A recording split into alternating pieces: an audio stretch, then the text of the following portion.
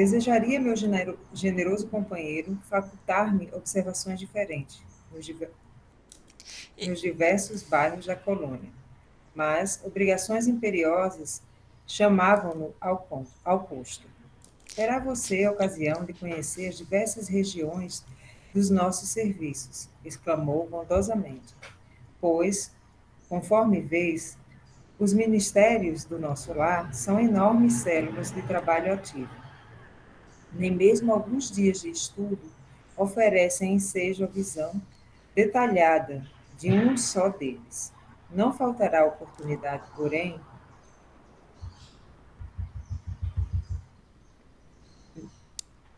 não faltará oportunidade, porém, ainda que não seja possível acompanhá-lo. Clarencio tem poderes para obter ingresso fácil em qualquer dependência. Voltamos ao ponto de passagem do aeróbus, que não fez esperar, que não se fez esperar. Agora sentia-me quase à vontade. A presença de muitos passageiros não me constrangia. A experiência anterior fizera-me benefícios enormes. Desfervilhava-me o cérebro de úteis indagações. Interessado em resolvê-las, aproveitei um minuto para valer-me do companheiro quando possível. Lísias, amigo, perguntei, poderá informar-me se todas as colônias espirituais são idênticas a esta? Os mesmos processos, as mesmas características? De modo algum. Se nas esferas, se nas esferas materiais, cada região, cada estabelecimento, revelam traços peculiares, imagine a multiplicidade de condições em nossos planos. Aqui, tal como na Terra, as criaturas se identificam pelas fontes comuns de origem e pela grandeza dos fins que devem atingir. Mas importa considerar que cada colônia, como cada entidade, permanece em degraus diferentes na grande ascensão. Todas as experiências de grupo,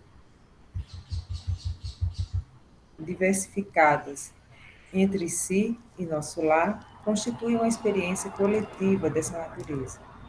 Segundo nossos arquivos, muitas vezes o que nos antecedem, não, desculpa. Segundo nossos arquivos, muitas vezes o que nos antecederam buscaram inspiração nos trabalhos de abnegados trabalhadores de outras esferas. Em compensação, outros agrupamentos buscam o nosso concurso para as colônias em formação. Cada organização, todavia, apresenta particularidades essenciais. Pode falar. Eu acho esse parágrafo bem interessante, porque dá um delay que está pelo microfone da Sandy. Abre o seu. Porque quando ele fala, né, isso é uma pergunta que eu mesmo já me fiz no passado, né? Como seriam as colônias, se eram tudo igual? E por que isso? Porque quando a gente vem da formação católica, a gente tem uma ideia de céu único, que todo mundo vai para o céu e o céu é o mesmo para todo mundo. Então, assim, e você começa a questionar as diferenças de cada um, né? Como é que um cara foi, digamos assim, um exemplo, né? Meio bobo, mas perfeito isso aqui. Um São Francisco de Assis e eu fomos para o mesmo lugar, gozar das mesmas coisas, ter acesso às mesmas coisas. Fica meio estranho. Então, aqui ele deixa isso bem claro. A coisa vai como é aqui na Terra. Cada um vivencia aquilo que ele consegue perceber. Então, o que ele cria para si é a mesma coisa que ele vai ter quando está no mundo espiritual. Ele não vai ter uma vibração ao seu redor, uns companheiros de jornada no mundo espiritual diferente do que ele vivencia na Terra. Então, por isso tem essas diferenças. Então, as colônias que estão, assim, em termos evolutivos, um pouco abaixo de outra e começam a se desenvolver, elas começam a ter experiência com as outras colônias, como na própria Terra se faz com comunidades que estão nascendo e vão buscar um incentivo à orientação nas que já estão formadas. Silvio, esse ponto que você colocou é muito bacana. E, e aí eu vou contar um caso de um livrinho super simples e que é um livro que eu acho fantástico. É um livro de uma, uma jovem que ela faleceu com 16 anos. E aí ela escreveu umas mensagens, 39 mensagens contando como é que foi o processo dela no plano espiritual, né, na cidade espiritual que tem aqui próximo, que era quase que um posto de trabalho que ela foi acolhida ali. Aí ela conta até ser transferida para uma outra cidade espiritual que aí fechou o trabalho dela e, e publicou um livro chamado O Encontro, é o Espírito Elizabeth. E, inclusive, a gente está lendo esse livro no culto do Evangelho no lar aqui em casa. Né, que a gente terminou o livro passado, a gente está agora lendo esse livro. Aí, bom, aí agora eu vou fazer a ligação com o que o Silvio colocou. Nesse livro, ela vai contando sobre a estrutura da cidade, uma cidadezinha bem pequenininha, quase que um posto de socorro mesmo. E aí, ainda nessa cidade, que ela chama que é quase uma vilazinha, uma cidade do interior, tem uma outra estrutura, um outro local que é para receber espíritos que são que eram evangélicos, mas assim evangélicos tão fechados que eles não conseguiam nem abrir para a possibilidade que existe que existe essa amplitude espiritual, né? Eles ficam achando ali que eles estão esperando para a ressurreição. Então é um local onde eles estão ali que a espiritualidade vai aos poucos preparando eles para virem para a cidade. Então a gente vê que realmente existem muitas cidades com muitas formas diferentes, com culturas, né? Porque as pessoas elas se congregam por teores mentais, por afinidades. Então, ao mesmo tempo que existem entre planos, né, que o Silvio colocou o exemplo entre nós e o Francisco de Assis, né, como muitos achavam que todos iam estar no céu, como foi uma coisa só, né, que não, que existem todas essas gradações. E a mesma coisa acontece até entre planos, né, espíritos que estão mais ou menos evolutivamente próximos, eles se congregam em locais por afinidade. E ali os mentores maiores vão conduzindo para ampliação de consciência. É isso. E até aqui no livro mesmo, a gente já viu que às vezes vem um mentor de outra colônia que tem que ter uma preparação toda especial para ele se apresentar ali, né? Simplesmente o cara entra por uma porta e começa a falar num púlpito. Tem toda uma preparação vibracional, né, ali para que ele possa chegar até ali e que as pessoas consigam não só vê-lo, como ouvi-lo.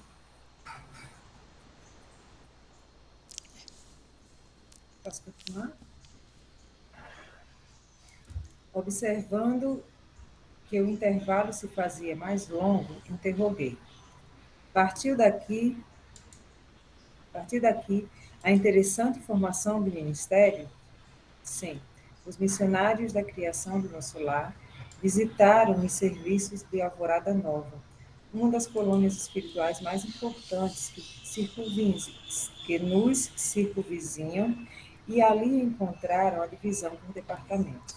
Adotaram o processo, mas substituíram a palavra departamento por ministério.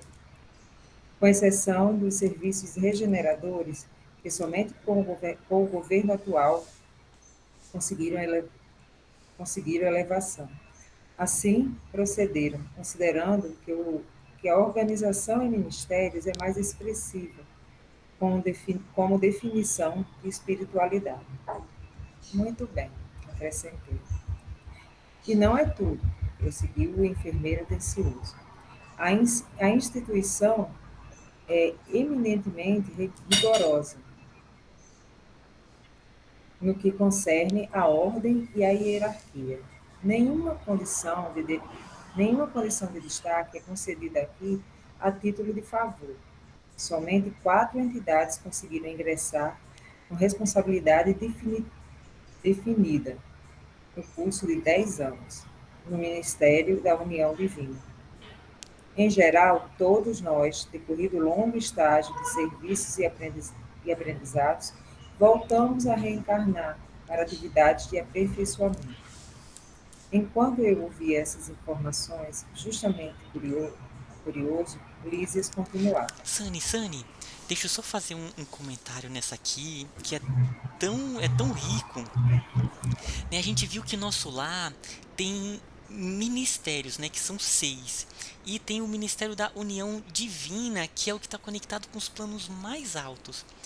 E aí eu achei muito bacana essa parte aqui, quando ele fala que nenhuma condição de destaque é concedida aqui a título de favor, né? Então, ou seja, lá não é como, né, aqui no plano que ainda não tá bem estruturado socialmente, né? Nós temos ainda que crescer bastante, caminhar bastante, a ponto de que qualquer função social é concedida por capacidade e merecimento da pessoa, né? Então a pessoa, ela tem que ter a capacidade para estar naquela função e o merecimento, né? O merecimento pelo trabalho, pela sua evolução moral para estar naquela função.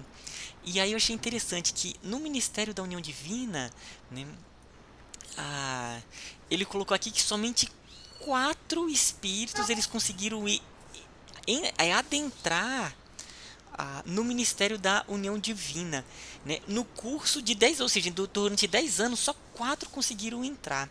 Então, a gente vê que ali o aspecto do merecimento é o que vale mesmo, né? O que o espírito é de fato realmente o que ele consegue, é, o, o que ele adquiriu e como que ele vai conseguir contribuir, né? Então, nos chama a atenção aí como um processo de extrapolação no futuro da humanidade, no planeta de regeneração, como é que vai ser.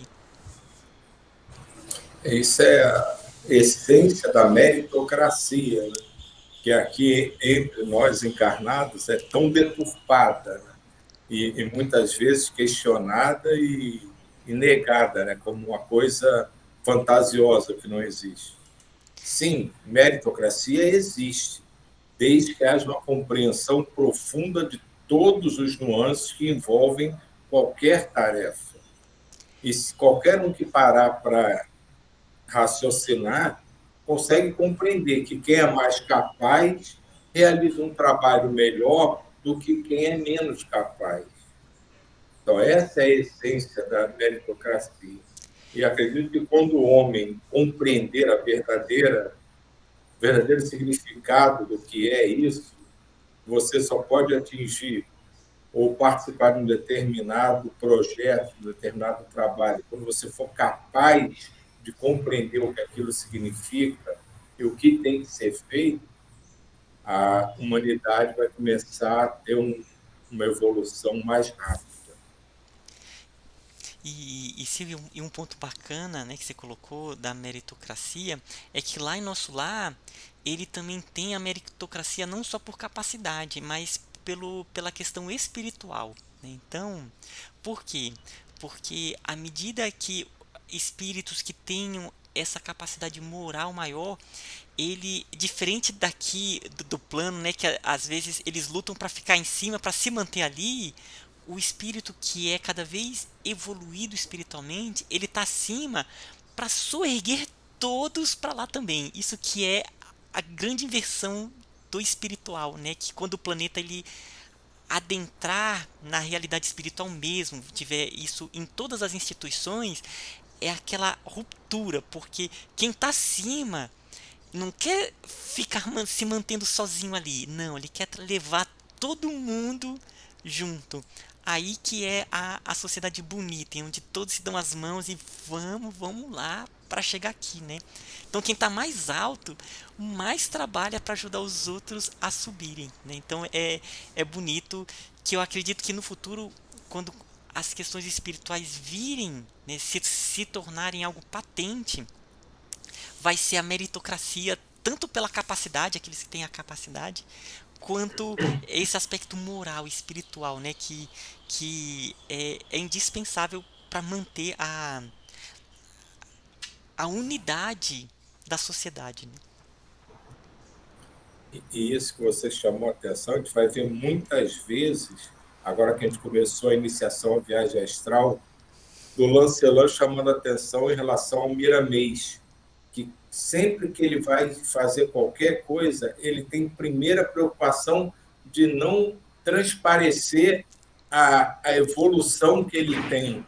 Então, ele baixa a vibração dele, ele bloqueia a emanação de luz, ele tenta ao máximo não deixar transparecer que ele é moralmente, intelectualmente, em todos os aspectos, muito superior a todo o resto da equipe que o acompanha. Posso continuar? Enquanto eu ouvi essas informações, justamente curioso, Ulisses continuava. Quando os recém-chegados das zonas inferiores do umbral se revelam aptos a receber cooperação fraterna, demoram no Ministério do Auxílio. Quando, porém, se mostram refratários, são encaminhados ao Ministério da Regeneração. Se revelam, se revelam proveito com o correr do tempo, são admitidos. Não, desculpa, eu estou lendo errado. Se revelam proveito, com o correr do tempo, são admitidos ao trabalho de auxílio, comunicação e esclarecimento, a fim de se prepararem com eficiência para as futuras tarefas planetárias. Somente alguns conseguem atividade prolongada no Ministério da Elevação, e raríssimos, em cada 10 anos, os que alcançam intimidade nos trabalhos da união divina. E não suponha que os testemunhos sejam vagas expressões de atividade idealista. Já não estamos nas esferas do globo, onde o desencarnado é promovido compulsoriamente a fantasma. Vivemos em círculos de demonstrações ativas. As tarefas de auxílio são laboriosas e complicadas. Os deveres no Ministério da Regeneração constituem testemunho pesadíssimo. Os trabalhos na comunicação exigem alta noção de responsabilidade individual. Os campos do esclarecimento requisitam grande capacidade de trabalho e valores intelectuais profundos. O Ministério da Elevação, pede renúncia e iluminação. As atividades da união divina requerem conhecimento justo e sincera aplicação do amor universal. A governadoria, por sua vez, é sede movimentada de todos os assuntos administrativos. Numerosos serviços de controle direto, como, por exemplo, o de alimentação, distribuição de energia elétrica, trânsito, transporte e outros. Aqui, em verdade, a lei do descanso é rigorosamente observada, para que determinados servidores não fiquem mais sobrecarregados do que outros. Mas a lei do trabalho é também rigorosamente cumprida. No que concerne ao repouso, a única exceção é o próprio governador, que nunca aproveita o que lhe toca nesse terreno. Sani, deixa eu só também fazer um comentário. É muito rico também esse parágrafo, né? Já começando aqui por essa parte que o governador ali é o que mais trabalha, né? É o que nos permite o descanso, né? Então, é a questão daquele que está mais em cima é o que mais serve. Mas eu também queria falar sobre essas questões que ele falou dos ministérios. Porque isso é tão bonito, né? Que são 6 ministérios mais a governadoria, né? Então, são 7 instituições lá em nosso lar. E aí ele foi falando aqui das funções da governadoria, da parte de alimentação, de distribuição de energia, de transporte. Ah, e uma que eu já procurei em outros livros, e que eu sempre fiquei muito curioso para saber era qual era a função da união divina. A única coisa que a gente sabe é que eles cuidam também da água, mas não é colocado em nada, nenhuma informação a mais. Já procurei no livro de Nosso Lar, em outros materiais, sobre o que é ensinado, qual é a função do Ministério da União Divina, sabe? E eu, eu suponho completamente hipóteses, né, que a espiritualidade não quis mostrar para não ser informação demais, que vai ser aquele ministério talvez mais iniciático, aonde vai se trabalhar com aquela ciência espiritual mais profunda, até mesmo com esses trabalhos de movimentações energéticas em níveis que a gente desconhece, né? E olha que Nosso Lar ainda é uma cidade muito próxima. Então eu fico muito pensando nisso. Vai ter uma parte, que eu não sei se é em Nosso Lar ou em Mensageiros, que o André Luiz ele vai fazer um curso em Nosso Lar no Centro de Estudos Preparatórios para a Ciência do Espírito. Né? Eu nunca esqueci esse nome porque me tocou muito, aonde é um local onde eles vão se aprofundar na ciência do espírito, né? Então imagina o que deve aparecer, porque a gente só vai recebendo ali o comecinho, né? Então eu acredito que a união divina deve ter uma função um pouco assim, mas é completamente hipótese, né? Eu não encontrei informações adicionais do Ministério da União Divina.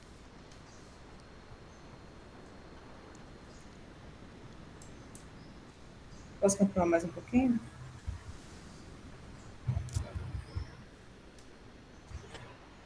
Mas nunca se ausenta ele do palácio? Interroguei. Somente nas ocasiões em que o público exige. A não ser, em obediência a esse imperativo, o governador vai semanalmente ao Ministério da Regeneração, que representa a zona do nosso lar onde há maior número de perturbações, dada a sintonia de muitos dos seus abrigados com irmãos do umbral. Numerosas multidões de espíritos desviados ali se encontram recolhidos.